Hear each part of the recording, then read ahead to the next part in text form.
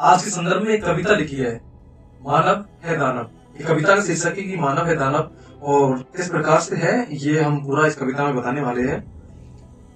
कि सच से कोसों दूर रहता है मानव, कि सच से कोसों दूर रहता है मानव, झूठ छुपाए बैठा है मानव। कि सच से कोसों दूर रहता है मानव, झूठ छुपाए बैठा है मानव। दिख जाए किसी की सच्चाई तो दानव बनता है मानव।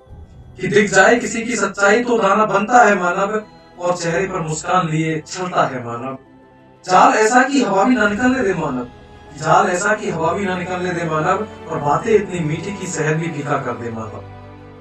बिन बताए नोच खाता है मानव, कि बिन बताए नोच खाता है मानव, चर्चा होने पर गायब होता है मानव। मानव कोई ऐश्वर्य धन नहीं, कि मानव कोई ऐश्वर्य धन नहीं, चलता फिरता महादानव है मानव। ईश्वर ने बनाई थी एक सुंदर सृष्टि, ईश्वर ने बनाई थी एक सुंदर सृष्टि, जिसमें आती थी हमारी अनमोल पृथ्वी। ईश्वर ने बनाई थी एक सुंदर सृष्टि, जिसमें आती थी हमारी अनमोल पृथ्वी। ईश्वर ने बनाई थी एक सुंदर सी प्रकृति, जिसकी मानव ने कर दी दुर्गति। खैर, जो जाना, जो पहचाना, जो सुना है, उसी में तहस नहस करने वाला राक्षस होता है। लिहाजा मानव का रूप भी स्पष्ट होता है। होता होगा सदियों पहले, कि होता होगा सदियों पहले ईश्वर की डायरी में ईश्वर का मानव, कि होता होगा सदियों पहले ईश्वर की डायरी में ईश्वर का मानव। अब तो ईश्वर भी परेशान होता होगा, दानव रूपी देख मानव।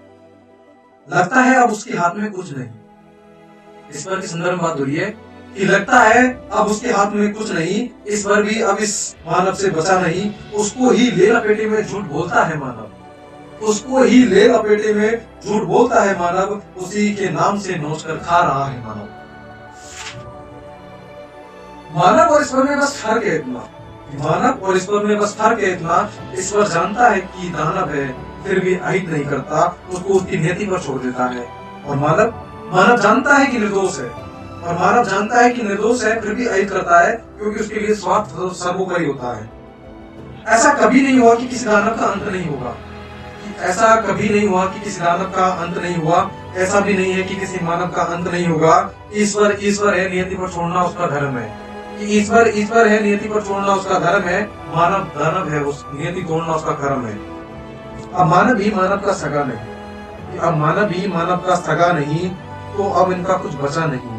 खुद ही खुद को नोच कर खाएंगे, खाने के रूप अलग अलग आएंगे, खाने के रूप अलग अलग आएंगे। कभी धर्म के रूप में, कभी जाति के नाम पर, कभी धन के रूप में, कभी वासना के नाम पर, कभी लिंग के रूप में, कभी सिंह के रूप में, तो कभी शोषण के रूप में, कभी कुपोषण के रूप में।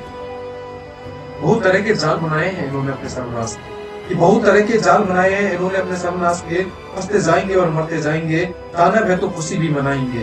एक रोज सब खत्म हो जाएंगे, एक रोज सब खत्म हो जाएंगे, खुद तो जाएंगे पर निर्दोष प्रकृति को बर्बाद कर जाएंगे।